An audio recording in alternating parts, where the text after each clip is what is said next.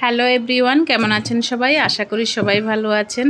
ফেসবুকে একটি ট্রেন্ডিং চলছে, সেটি হচ্ছে মেয়োনিজ বানানোর, এবং আমার বোন বানিয়েছে।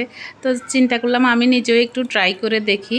তো আমি 4টা ডিম নিয়েছি। প্রথমে ডিমগুলোকে সিদ্ধ করে নিয়েছি এবং এরপরে দিয়ে দিয়েছি তেল, 2 চামচ তেল দিয়ে দিয়েছি। এরপরে দিয়ে দিয়েছি ভিনিগার। এই তো ভিনিগার দিচ্ছি। আসলে দেখি, চেষ্টা করে দেখি হয় কি না, সে কারণেই ট্রাই করে আপনাদের সাথে শেয়ার করছি। যদি হয় অবশ্যই দেখবেন, আশা করি তৈরি করতে পারবো। এবং এরপরে দিয়ে দিয়েছি জল, দিয়ে দিয়েছি একটু চিনি, দিয়ে দিয়েছি 1 চামচ, এবং চিনিটা পরিমাণের মতো, যেই যেমন স্বাদ খান সেরকম। আমি টোটালি চিনি খাই না, তারপরেও ছেলেরা খাবে সেই হিসাবে দেওয়া। এরপরে দিয়ে দিয়েছি দুধ পাউডার।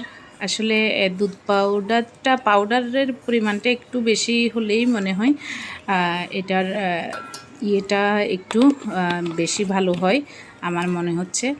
এবং এই যে দুধের কৌটোটা, এটা আমি আরএফএল থেকে নিয়েছি। আমার কাছে দেখতে খুব ভালো লাগছে এই কৌটাটা, খুব কিউট মনে হচ্ছে, তো সেই কারণে আপনাদেরকে একটু দেখালাম।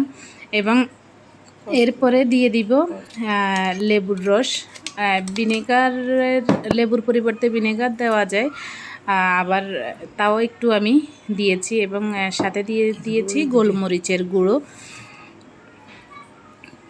তো পানি দিচ্ছি একটু, জল দিলে একটু দিতে হয়, সে কারণে দেওয়া।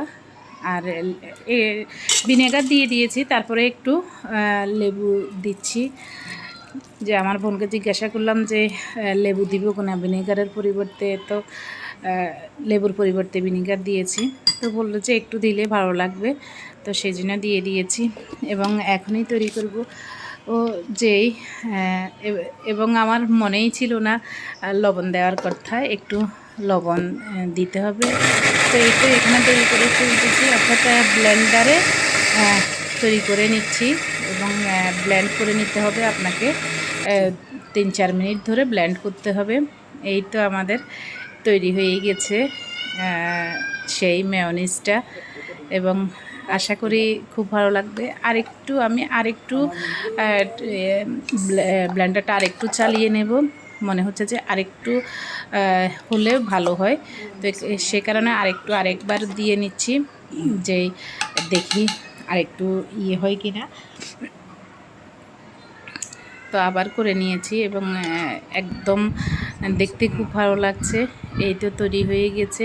আসলে ডিম বেশি দেওয়ার কারণে একটু পরিমাণে বেশি হয়েছে, এবং ছেলে খাচ্ছে এবং সে বলছে খুবই ভালো হয়েছে, ওর কাছে খুব ভালো লাগছে। তো এই তো তৈরি হয়ে গেল সেই ট্রেন্ডিং ভাইরাল মেয়োনিজ। এবং সে খেয়ে খুব বলছে যে খুব ভালো হয়েছে, ওর কাছে খুব ভালো লাগছে। তো আপনারাও চেষ্টা করতে পারেন, বাসায় তৈরি করতে পারেন বাচ্চাদের জন্য। যে কোনো ফাস্ট ফুডের সাথে তারা খেতে পারবে এবং ভালো লাগবে। ধন্যবাদ ভিডিওটি